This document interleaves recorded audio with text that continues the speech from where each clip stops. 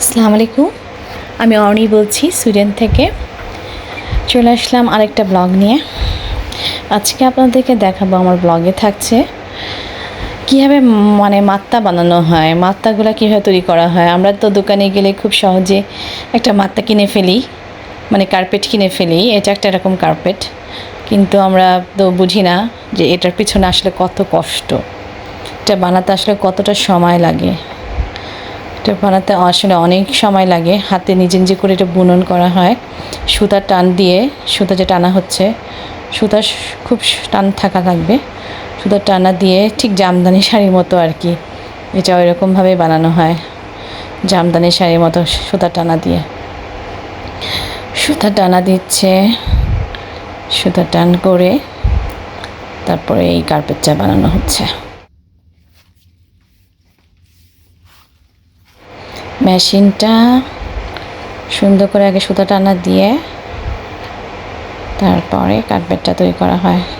পুরাটাই হাতে বানানো হয় কার্পেটটা।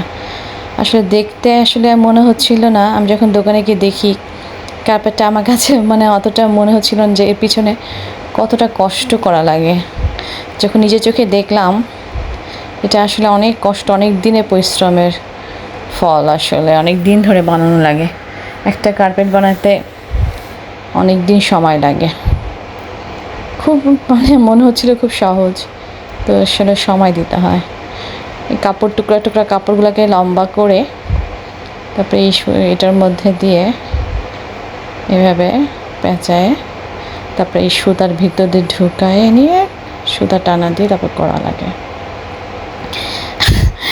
একদিন দিয়ে ভালো, আমি আজকে এটা শিখে নিয়েছি। আসলে আমি পারবো না কখনোই হয়তো, কিন্তু আমার দেখে ভালোই লাগলো। আর বসে বসে ভাবলাম যে আসলে অনেক ভালোই কষ্ট বানাইতে লাগে।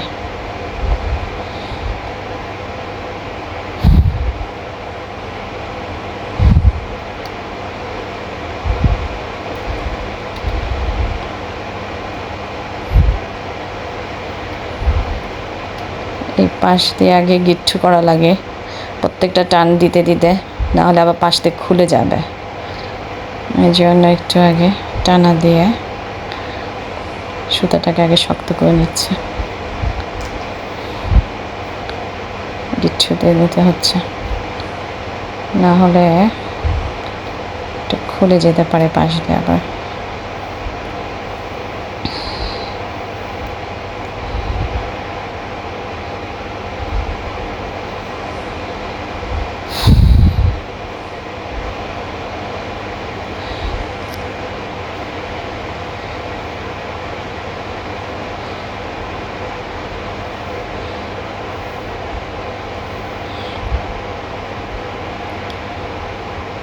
ভালোই কষ্ট। সুতাটা যদি সমান করে না বসে তাহলে আবার হবে না। সুতার ভিতর দিয়ে টেনে নিয়ে তারপর সুতাটাকে সমানভাবে, দুটা সুতা সমানভাবে বসাতে হবে।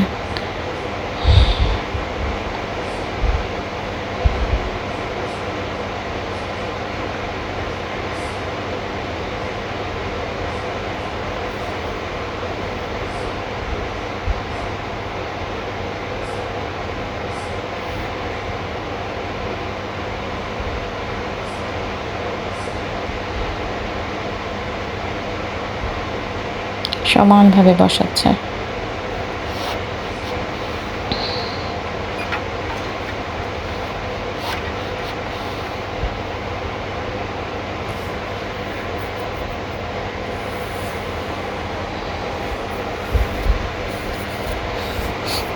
যদি কারো বানানোর ইচ্ছা থাকে, সে শিখে ফেলতে পারে কীভাবে বানাতে হবে।